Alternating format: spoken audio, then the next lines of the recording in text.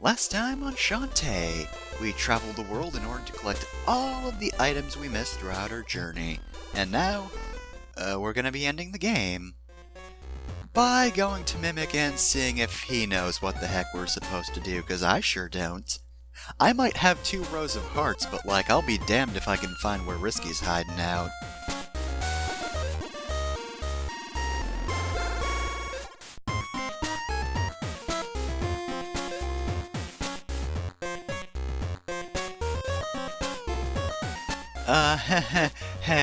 By the way, Mimic, if the day-night cycle's anything to go by, that happened like a week ago.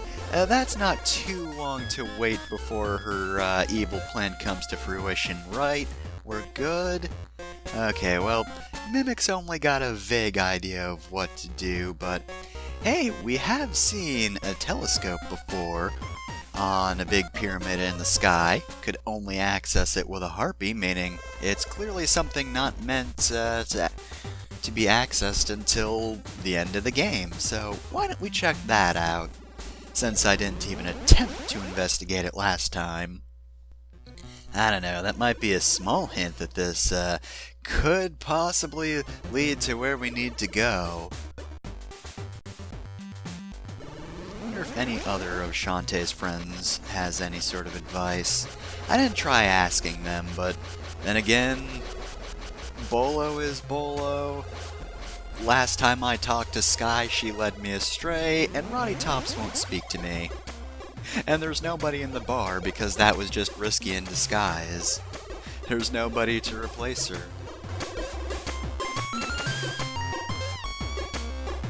Oh geez. I can't believe the most powerful entity in Shantae is a telescope.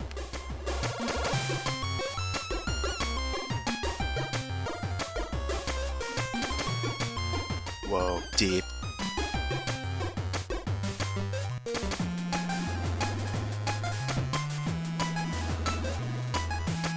I mean, it's a telescope, not an X-ray. It's fine. Please, Shantae, Bolo's not here. We don't need to talk about stuff like that.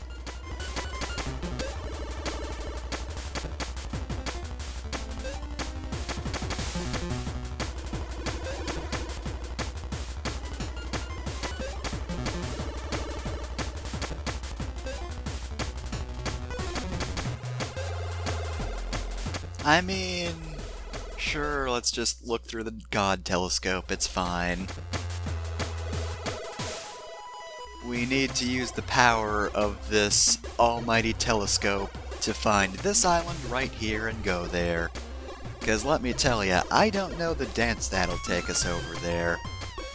Haven't made one up yet, and there are no other warp squids to help.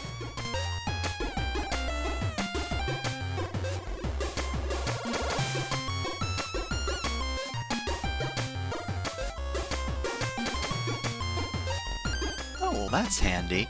So, yeah, don't worry, this isn't a point of no return. Which is good, because we are entering the final area, Risky's Hideout. I wouldn't say it's the most difficult stage in the game, but damn, I think it's the best one.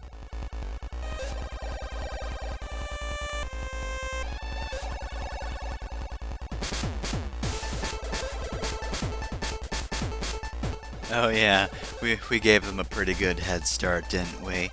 Alright, so, I hadn't talked much about the music in this game, but they chose the best music track to go with the Tinkerbat hideout.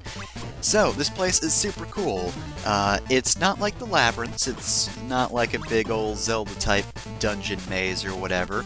It's basically just a level you play through. But quite frankly, I think that actually makes it the best one. Though that right there is a dick move. Aesthetic is amazing.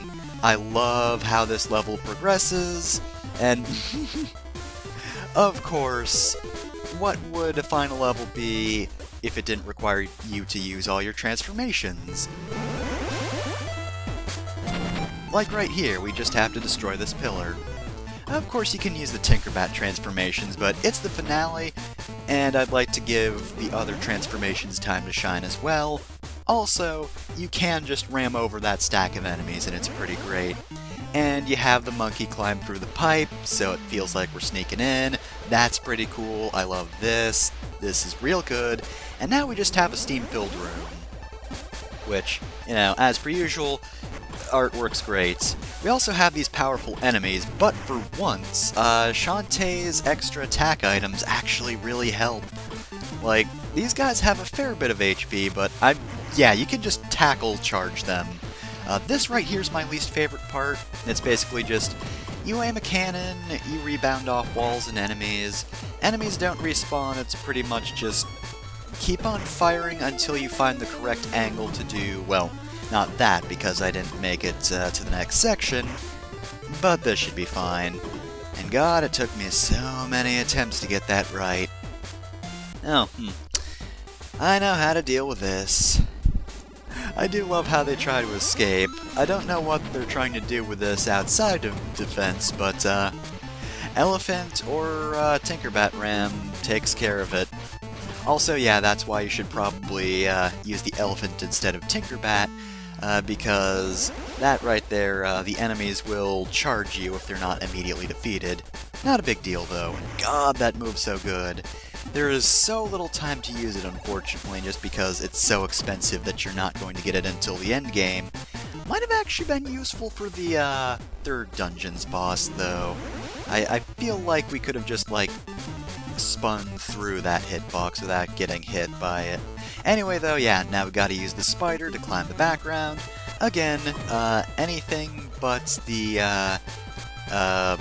harpy transformation is something that can be replaced by the Tinkerbat.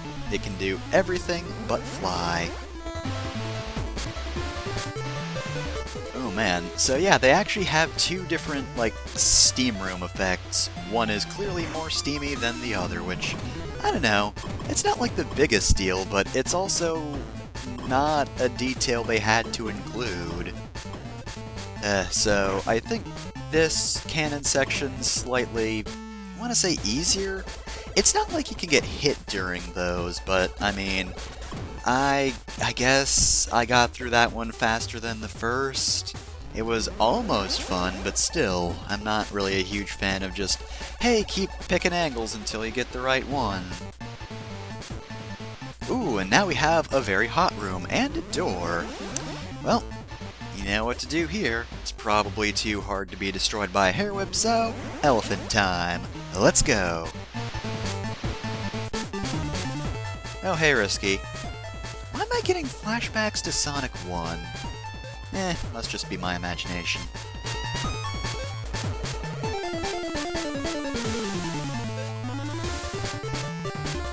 Yeah, I mean, the robots were alright, but I kinda just twirled through them and they exploded, so it's not like it's a huge deal. I'm glad a week hasn't made your army completely invincible. I was going to regret that, but actually it turns out everything was fine.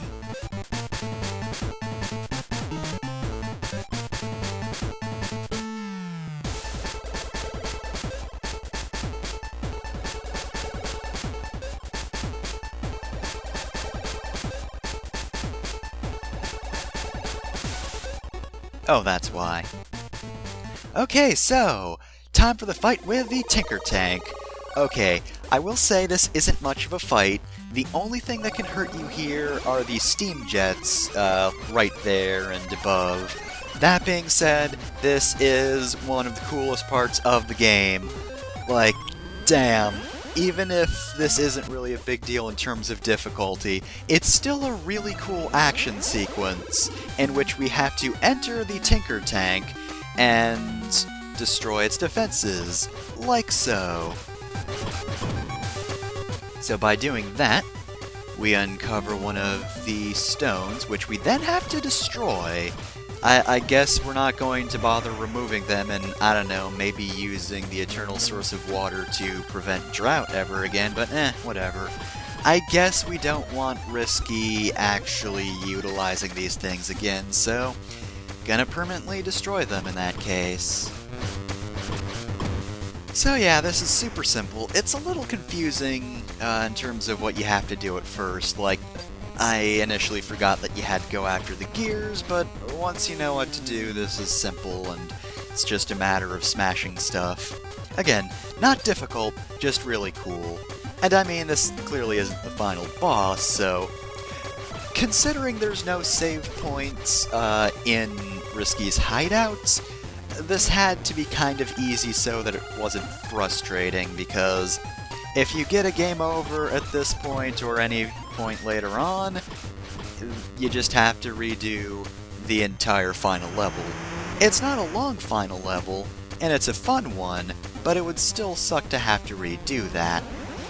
But there's the steam engine, and now that the Golem Stone's been destroyed, we should be able to smash this thing to bits. So, let's do just that. Well, as it turns out, Tinker Tank, really good for attacking towns by land or sea. Not so good when you actually fight it. Should've given this thing more defenses, Risky.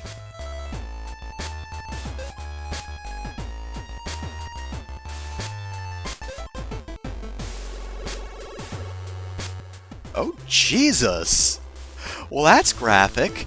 So yeah, Risky's mad in that she's not flirting anymore, she's just going for blood. So, this fight, it's actually pretty difficult. First things first, unfortunately, the fighter gear is pretty much useless, due to the fact that she'll pretty much just immediately react to anything you do by jumping over you, and if you're not ducking when she jumps, she's basically just gonna kick you in the head. I guess that's what's happening. So, unfortunately, although it's not that cool, the best strategy to this fight, in order to hit Risky before she reacts, and to not get hit by her, is to crouch attack. She also has that dash attack, which it's got a fairly clear indication. That does not, though. That kinda comes out of nowhere. Unfortunately, she is invincible while she does any other attack, though. So you can only hit her when she's laughing. So if she's not attacking, approach, crouch, smack her with your hair. And yeah, be very careful. Her weird, like, rebounding air dash attack is something that's kind of easy to dodge, provided she doesn't hit you with its startup. Also, that dash attack right there, not a big deal. It's pretty much the same as the one before. Her gun attack really isn't that hard to dodge either. It's basically just she fires kinda slowly, so you might jump too soon the first time she does it. Other than that, it's pretty easy to dodge even when she fires multiple rounds. And also, if you're wondering why I'm allowing myself to get hit here, A, because this battle is frustrating to not get hit in, and also, it's the final battle. Clearly, I'm just showing off the fact that Risky is far stronger than anything else on the planet, because she's the only person who's hit Shantae in this playthrough. I mean, it is just cooler if we let her get in a few more hits. And again, this battle does kind of go on for a while. She's got a lot of health, and considering the fighter gear is useless, I kind of just wanted to, you know, make it at least a little bit interesting to some extent. Since our method of attack is repetitive, all mixed up by getting hits, like by her sword throw attack, which kind of acts as a boomerang. I don't know why you can't hit her when she's doing that, to be honest. Because she's defenseless, you should be able to hit her. It's actually a little bit nonsense, if you ask me. Her slide attack, though, is pretty much the same as her other dash attacks, except, I don't think she goes as far with it. I think she only goes like halfway across the room or something. I don't know, I didn't measure the distances. Of course, when she loses her hat, that's an indication that you're almost done with the fight, and that's when she gets her last attacks, and she's done.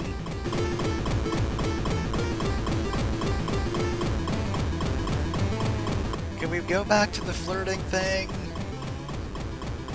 I don't know, you're actually extremely scary when you're mad. You're quite graphic for what seemed like a kid's game. Anyway, Risky's been defeated, but she escaped, and now it's time for us to escape as well. This segment's kind of annoying. You can sort of see where the fireballs are going to come up from below. There are little splotches of lava down there, except I don't feel like they always indicate when the fireballs are coming up. Either some of those fireballs are delayed, or it's just really a bad indication and doesn't always line up correctly, because, man, sometimes those fireballs just come out of nowhere. But we're done with it. Unless you took a lot of damage in the risky fight, you're probably not going to die there. Then again, you might. I don't know. It all depends on how much health you have and how unlucky you get with those fireballs shooting up. So, we escaped Risky's hideout, but, welcome to space, I guess?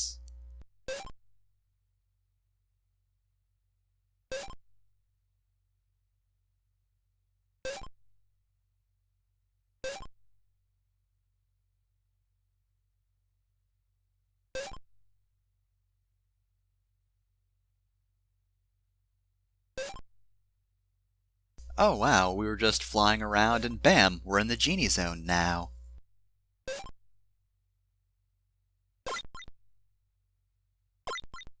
Hey, it's all the labyrinth genies. I guess they must have vouched for us. That's nice of them.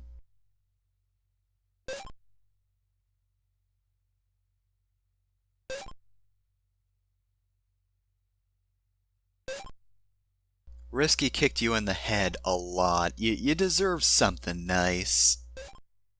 We're going to suffer some pretty severe head trauma, Shantae.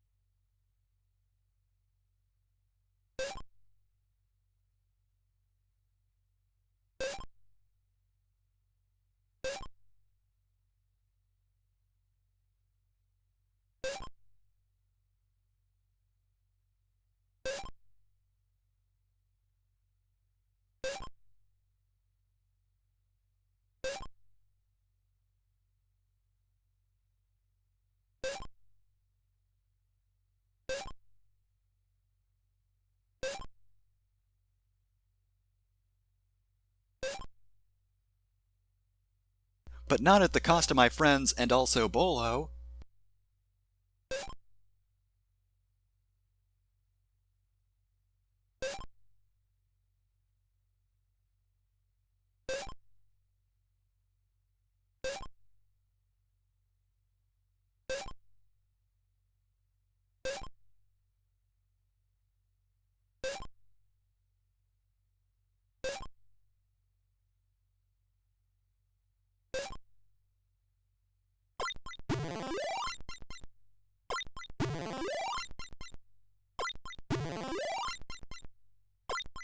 Okay, but seriously, can I get an IOU? Is that a thing? Well.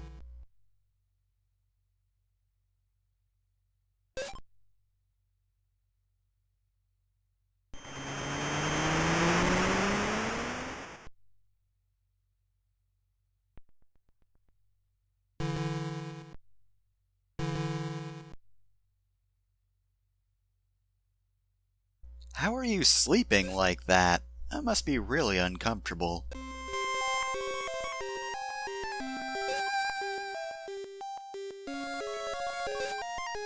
Wait, is it so close that we could see it from here? We could have just flown after all. If we just had a map, we wouldn't have needed the God telescope.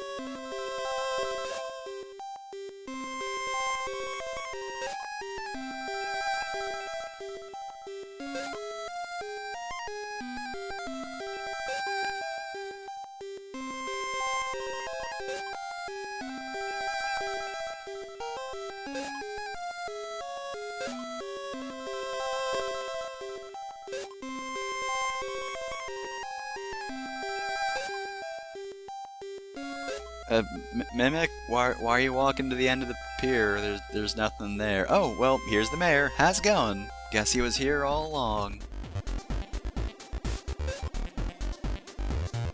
Oh, well, in that case, that makes everything easier.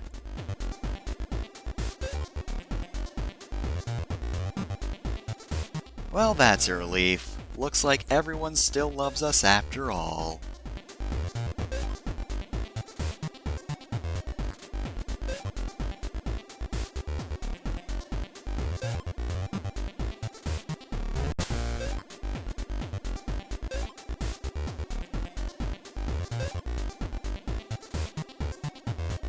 And thus, Shantae died of exposure.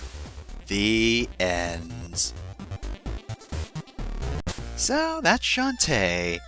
Now, of course, by this point, I've discussed the fact that, there's a lot of, maybe not the best decisions mechanics-wise, a bunch of things that haven't really aged well, and also some things that probably weren't really good in the first place. That being said, I think Shantae is a great example of how much a good aesthetic can help a game, because while it doesn't play the best, the reason Shantae managed to survive as a series is because right from the first game, it just had a whole lot of love and care and charm put into it, and it shows. Now, I know graphical quality isn't everything, but the thing is, Shantae has a good aesthetic, and also, it's technically impressive as well. It did both, which is really good. It is probably one of the best looking Game Boy Color games. It was also one of the last, and also one of the last notable ones as well. But it looks good, the music's pretty good, and the characters are enjoyable. Admittedly, while normally I prefer more writing and characterization, since it's on the Game Boy Color and the text boxes are slow to scroll, I'm fine with it being a little more minimal and having the later games pick up the slack in terms of characters. But even while Shantae's not the best, and certainly the later games in the series are easily better, there was a lot of passion in this project, and it worked out well. And that's why Shantae is a series now, because let me tell you, if this was just like some generic, kind of mediocre Metroidvania, it would be forgettable, and it wouldn't have gotten sequels. The fact that it is so fun without, being... I don't want to say it was unfun. I had fun with this. There were just some annoying parts to it, but regardless, Shantae is a super charming game, and since you all didn't have to play it, I hope you enjoyed it. You probably did. Maybe slightly more than me. Just a little bit. Anyway, though, that's been Shantae. I've been Fefner. I hope you enjoyed that, and I'll see you next time for whatever I do next.